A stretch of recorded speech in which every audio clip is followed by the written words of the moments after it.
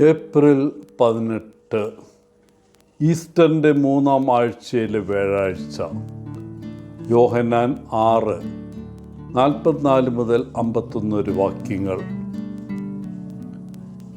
English ഭൗതിക ശാസ്ത്രജ്ഞനായ ഐസക് ന്യൂട്ടനെ ഒരിക്കൽ ഒരാൾ സമീപിച്ച് ചാരമായി മാറിയ മനുഷ്യ ശരീരത്തെ ദൈവത്തിന് എങ്ങനെ പുനഃസ്ഥാപിക്കാൻ കഴിയും എന്ന് ചോദിച്ചു. ചോദ്യം കേട്ട് ന്യൂട്ടൻ പുഞ്ചിരിച്ചുകൊണ്ട് കുറച്ച് പൊടിയെടുത്ത് അതിൽ കുറച്ച് ഇരുമ്പ് ഫയലുകൾ കലർത്തി ചോദ്യം ചോദിച്ചവനോട് ചോദിച്ചു, ഇത് രണ്ടിനെയും നമുക്ക് എങ്ങനെ വേർതിരിക്കാമെന്ന് നിങ്ങൾ കരുതുന്നു?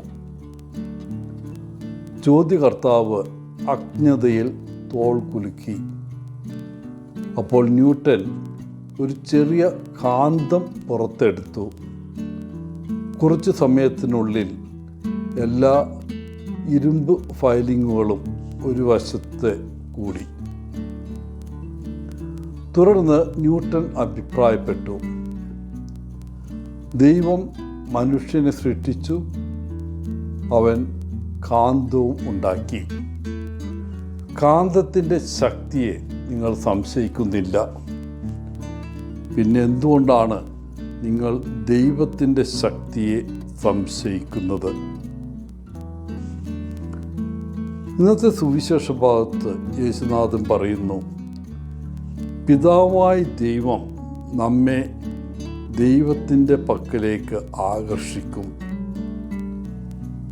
ദൈവത്തിങ്കിലേക്ക് വരുന്നതിനെക്കുറിച്ച് നാം ചിന്തിക്കുന്നതിന് മുമ്പ് തന്നെ ദൈവം എപ്പോഴും നമ്മുടെ അടുക്കൽ ആദ്യം വരുന്നു.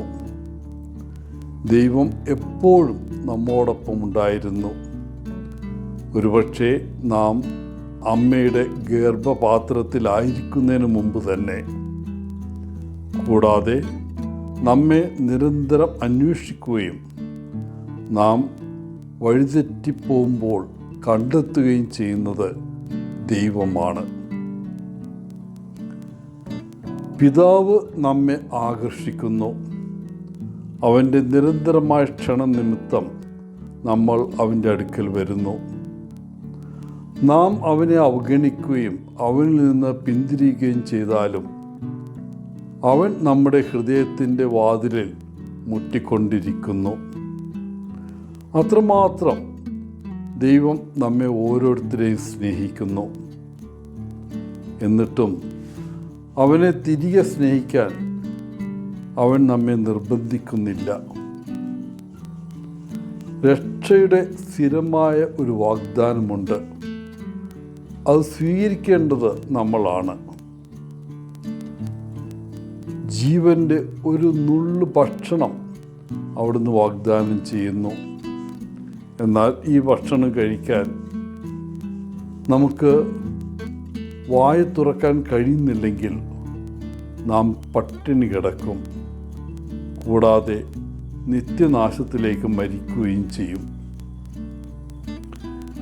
വിശ്വസിക്കുന്നവന് നിത്യജീവനുണ്ട്. വിശ്വാസം ജീവൻ നൽകുന്നതാണ്. അത് നമ്മുടെ യാത്ര തുടരുവാനുള്ള ശക്തിയുടെ ഉറവിടമാണ്. ഇന്നത്തെ സുവിശേഷ വായനയിൽ വിശ്വാസം യേശുവിനെ ജീവൻ്റെ അപ്പമായി അല്ലെങ്കിൽ പോഷണത്തിൻ്റെയും ശക്തിയുടെയും ഉറവിടമായി അംഗീകരിക്കുന്നു. നാം യേശുവിൽ വിശ്വസിക്കുമ്പോൾ അവൻ പിതാവിലേക്കുള്ള നമ്മുടെ വഴിയായി മാറുന്നു. നിത്യതയിൽ അവനോടൊപ്പം ജീവിക്കാൻ നാം യോഗ്യരാക്കപ്പെടേണ്ടതിന് നമ്മുടെ ചിന്തകളെയും വാക്കുകളെയും പ്രവൃത്തികളെയും നയിക്കുന്ന സത്യമായി അവൻ മാറുന്നു. പ്രിയപ്പെട്ടവരെ, യേശു ഭൂമിയിൽ വന്നത് നമുക്ക് വേണ്ടിയാണ്. അവിടുന്ന് നമുക്ക് വേണ്ടി മരിച്ചു, നിങ്ങൾക്കും എനിക്കും വേണ്ടി. നാം യഥാർത്ഥമായി ജീവിക്കേണ്ടതിനായി നമ്മെ നിലനിർത്താനും കൃപ ചെയ്യാനും യേശു തൻ്റെ ശരീരത്തിൻ്റെയും രക്തത്തിൻ്റെയും കൂദാശ നമുക്ക് നൽകി.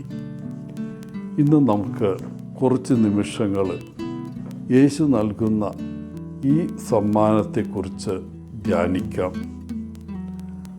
എല്ലാവർക്കും നല്ലൊരു ദിനം ആശംസിച്ചുകൊണ്ട് ഒത്തിരി സ്നേഹത്തോടെ ഓളച്ചൻ CSSR ഫ്രം